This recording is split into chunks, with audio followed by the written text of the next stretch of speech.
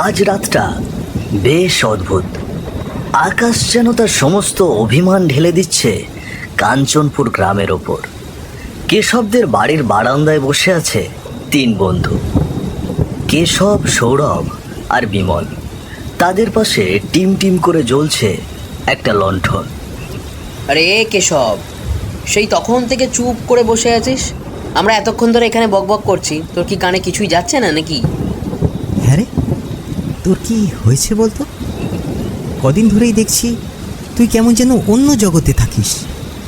শরীর ঠিক আছে তো? হ্যাঁ, কই কিছু না তো, এমনি। সৌরভ আর বিমল একে অপরের দিকে তাকালো। কেশবের এই পরিবর্তনটা বেশ কিছুদিন ধরেই চোখে পড়ছে তাদের। যে ছেলেটা সারাদিন হই হুল্লোড় করে গ্রাম মাতিয়ে রাখত, আজ যেন নিজের ছায়া হয়ে গিয়েছে সে। বিশেষ করে 1 মাস আগে মিনতি নিখোঁজ হয়ে যাওয়ার পর থেকেই কেশবের এই অবস্থা। সবাই জানে মিনতির সাথে কেশবের সম্পর্কটা ছিল ভালোবাসার সম্পর্ক। পুকুরে পা পিছলে ডুবে গিয়েছে মিনতি, কিন্তু দেহটা পাওয়া যায়নি। সেই থেকেই এমন পাথর হয়ে গিয়েছে কেশব। ওর কিছু একটা হয়েছে, মিনতির জন্য বোধহয় খুব কষ্ট পাচ্ছে। কষ্ট তো পাবে, কিন্তু কেন যেন মনে হচ্ছে শুধু কষ্ট নয়, অন্য কোনো একটা ব্যাপার আছে। ওর চোখে কোনো ভয় দেখতে পাস না? মনে হয় যেন সারাক্ষণ কোনো একটা জিনিস ওকে তাড়া করে বেড়াচ্ছে। হঠাৎ নড়ে চড়ে বসলো কেশব। তার চোখ দুটোয় কেমন যেন আতঙ্কের ছাপ। তোরা কি কোনো শব্দ শুনতে পাচ্ছিস? কই, কিসের শব্দ? না, বৃষ্টির আওয়াজ ছাড়া তো কিছুই নেই। কান্নার শব্দ। হ্যাঁ, একটা মেয়ে কাঁদছে, ঠিক যেন। কথাটা শেষ করতে পারলো না কেশব। মুখটা ভয়ে ফ্যাকাশে হয়ে গেল ওর। এমনভাবে বাইরের অন্ধকারে তাকিয়ে রইল যেন সেখানে ভয়ঙ্কর কিছু দেখতে পাচ্ছে সে। তার এই আচরণে সৌরভ আর বিমলের গা ছমছম করে উঠল। গ্রামের রাস্তা ধরে বাজার থেকে ফিরছে আদিত্য। সন্ধ্যা নামতেই শুরু হলো বৃষ্টি। ছাতাও আনেনি যে কোনো মতে গা বাঁচিয়ে বাড়ি পৌঁছবে। বৃষ্টির জলে পিচ্ছিল হয়ে গিয়েছে কাঁচা মাটির রাস্তা। গ্রামের এই রাস্তাটা এমনিতেই নির্জন, তার ওপর এমন দুর্যোগের সময় একেবারে জনশূন্য। কিন্তু আদিত্যের মনে হচ্ছে এই রাস্তায় সে একা নয়, কেউ যেন নিঃশব্দে তাকে অনুসরণ করছে। কিন্তু চারপাশে অন্ধকার ছাড়া আর কিছুই চোখে পড়ছে না। আচমকাই বেড়ে গেল বৃষ্টির বেগ। আদিত্য দৌড়ে আশ্রয় নিল রাস্তার পাশে একটা গাছের নিচে। ঘন পাতার কারণে সেখানে বৃষ্টির ফোঁটা কিছুটা কম পড়ছে। হাঁপাতে হাঁপাতে সে যখন একটু সুস্থির হলো, তখনই তার চোখে পড়ল দৃশ্যটা। ওর পাশে কেউ একজন দাঁড়িয়ে আছে। আবছা অন্ধকারে প্রথমে ভালো করে বোঝা যায়নি, কিন্তু একবার বিদ্যুৎ চমকাতেই যা দেখা গেল তাতেই ভয়ানক চমকে উঠল আদিত্য। লাল বেনারসি আর গয়নায় মোড়া এক নববধূ, কিন্তু তার চোখ দুটো টকটকে লাল। আতঙ্কে চিৎকার বেরিয়ে এলো আদিত্যের গলা দিয়ে।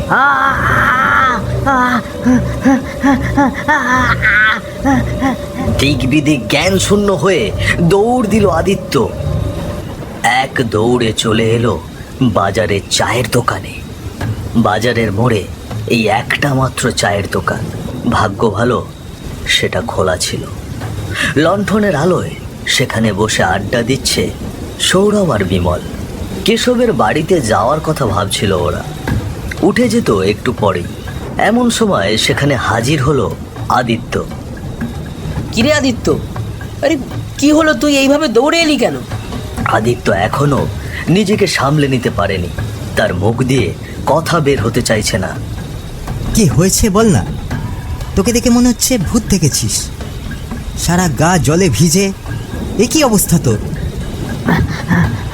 ভূত? হ্যাঁ, ভূতই দেখেছি বটে, ভয়ঙ্কর কিছু দেখেছি আমি।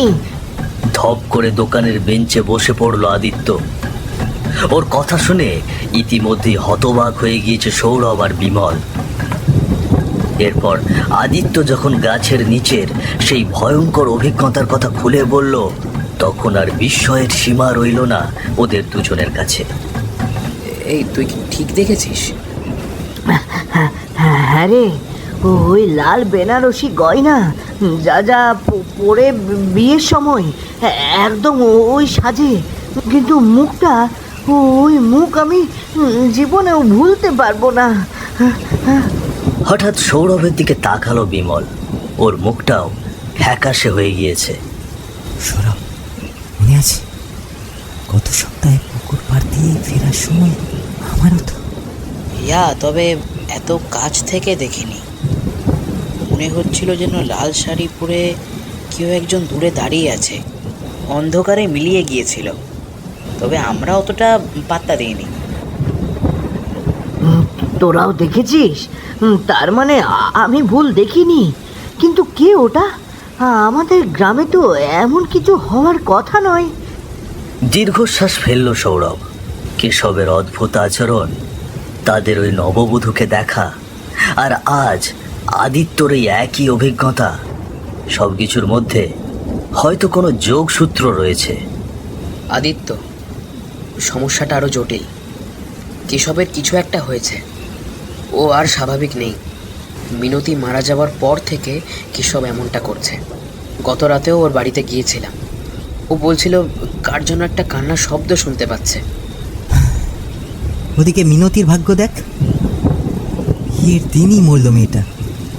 কৃষককে বিয়ে করবে বলে কত শখ ছিল ওর, সব সময় লাল শাড়ির কথা বলতো। কি বললি তুই? বিমলের কথাটা শোনা মাত্রই চমকে উঠল সৌরভ আর আদিত্য। তাহলে কি ওই নারী মূর্তি মিনতি? কিন্তু মিনতি তো পুকুরে ডুবে মারা গিয়েছে। ও রাতটা কেন এমন ভয়ঙ্কর রূপে ফিরে আসবে? আরও একটা বড় প্রশ্ন হচ্ছে, যদি ওটা মিনতিরই আত্মা হয়, তাহলে কেশব এত ভয় পাচ্ছে কেন? আমার ধারণা কেশবও ওকে দেখেছে, কিন্তু যে ভালোবাসার মানুষের জন্য এত কাতর, সে কেনই বা তাকে দেখে ভয় পাবে? সৌরভের মনে হলো হয়তো কোনো রহস্য রয়েছে, যা তাদের সবার অগোচরে রয়ে গিয়েছে। কিন্তু কেশব আর মিনতিকে নিয়ে কি এমন রহস্য থাকতে পারে, তা সে কোনোভাবেই বুঝে উঠতে পারল না। পুকুর পাড়ে এসেছে কেশব, আর তার সামনেই নববধূর সাজে দাঁড়িয়ে আছে মিনতি। অথচ এই পুকুরেই হারিয়ে গিয়েছিল সে। মিনতির মুখে এক মায়াবী হাসি, সেই হাসি দেখে মোচড় দিয়ে উঠল কেশবের বুকের ভেতরটা।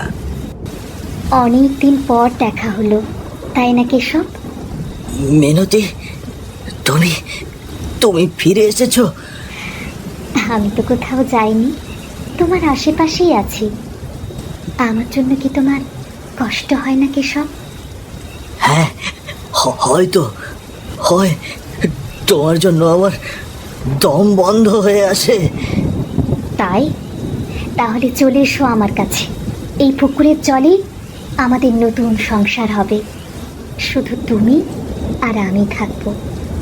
ঝাঁপ দাও, ঝাঁপ দাও কেশব, আমার কাছে চলে এসো। আতঙ্কে যেন এক জায়গায় দাঁড়িয়ে জমে গেল কেশব। নড়ার কোনো শক্তি পেল না। ঠিক তখনই ঘুমটা ভেঙে গেল কেশবের। দেখল সে তার নিজের বিছানায় শুয়ে আছে।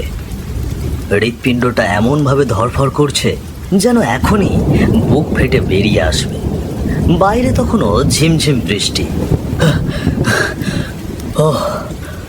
ওটা তার মানে স্বপ্ন ছিল, দুঃস্বপ্ন। কেশব বুঝতে পারল স্বপ্ন হলেও এটা সাধারণ কোনো স্বপ্ন নয়। মিনতি তাকে সত্যিই ডাকছে।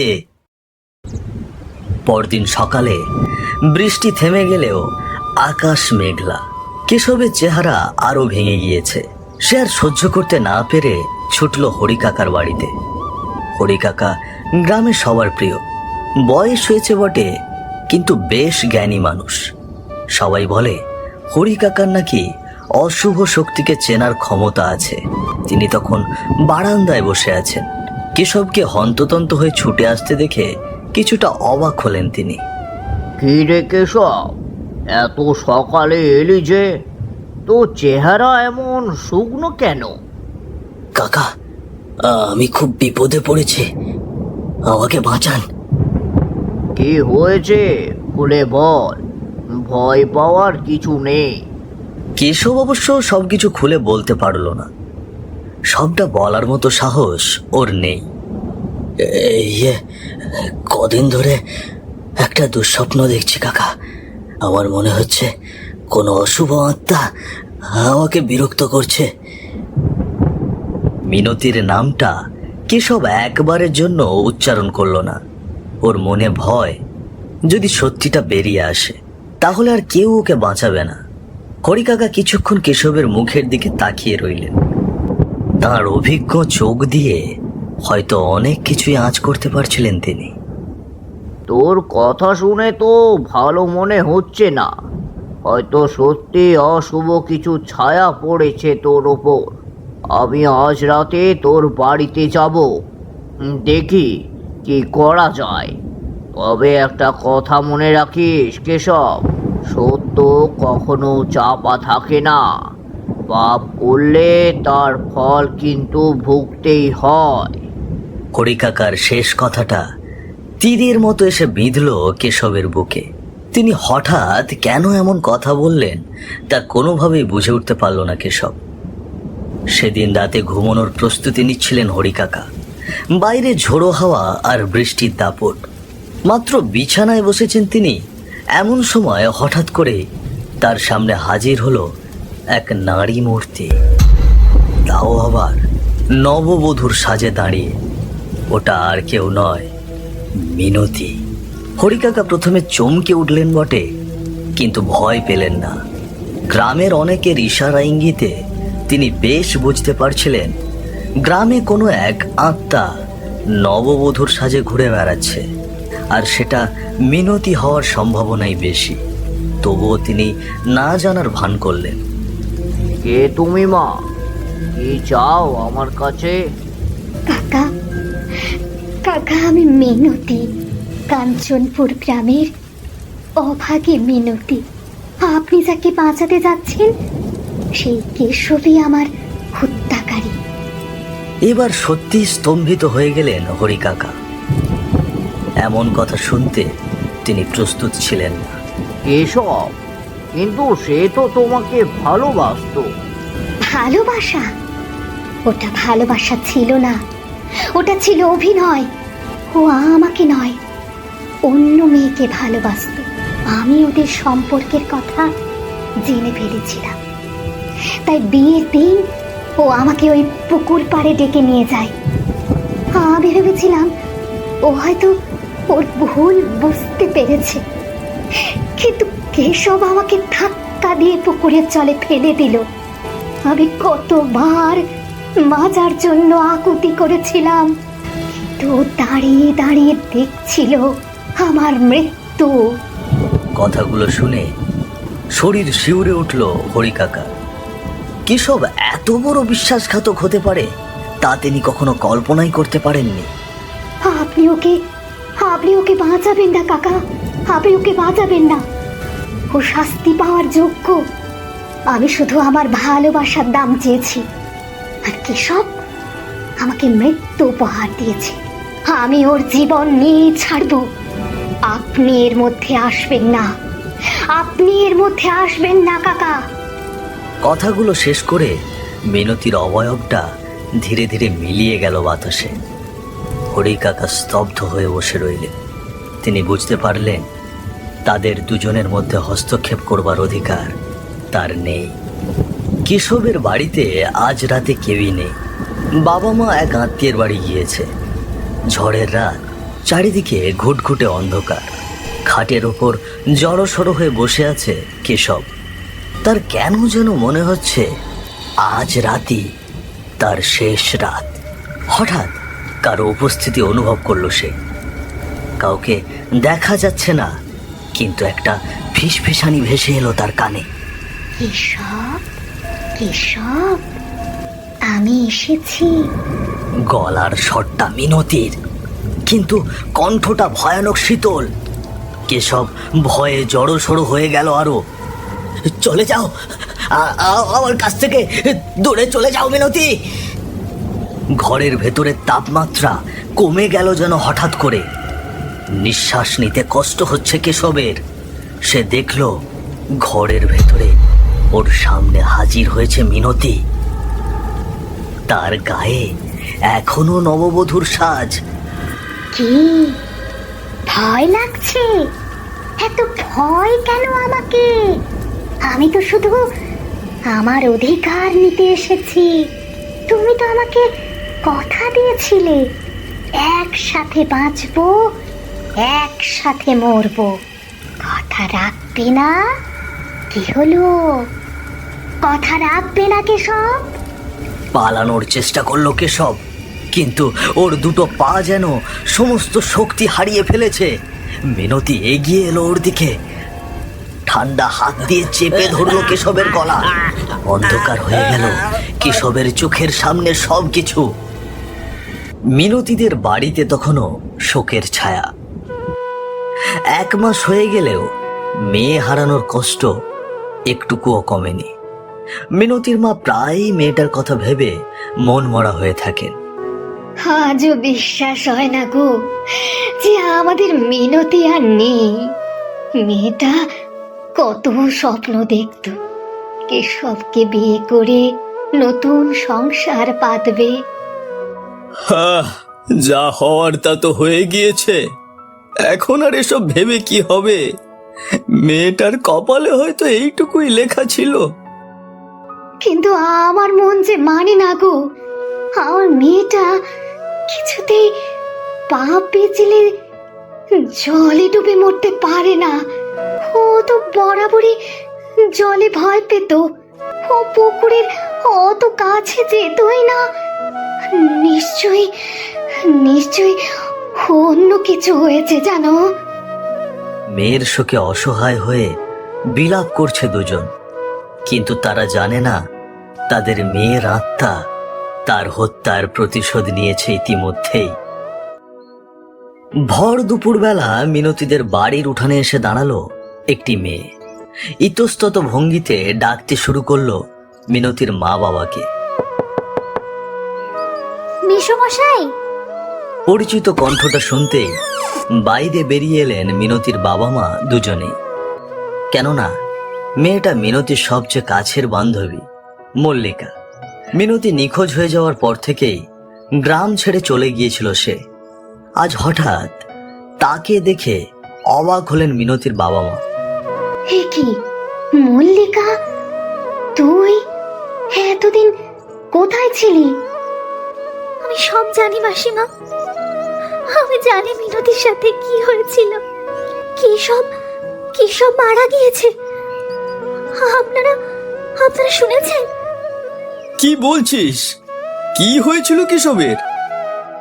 কেশব ওর ঘরে মরে পড়েছিল। কিভাবে কি হয়েছে তা কেউ জানে না।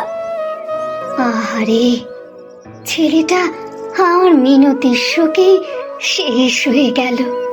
না, ওটা শোক নয়, ওটা পাপের শাস্তি।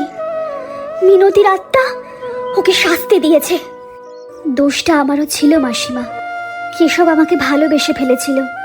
ও মিনতিকে ব্যবহার করেছিল শুধু। আমি প্রথমে বুঝতে পারিনি। যেদিন বুঝতে পারলাম সেদিন আমি কেশবকে বললাম এসব যেন ভুলেও চিন্তা না করে। মিনতিকে ঠকিয়ে আমি সুখী হতে পারবো না।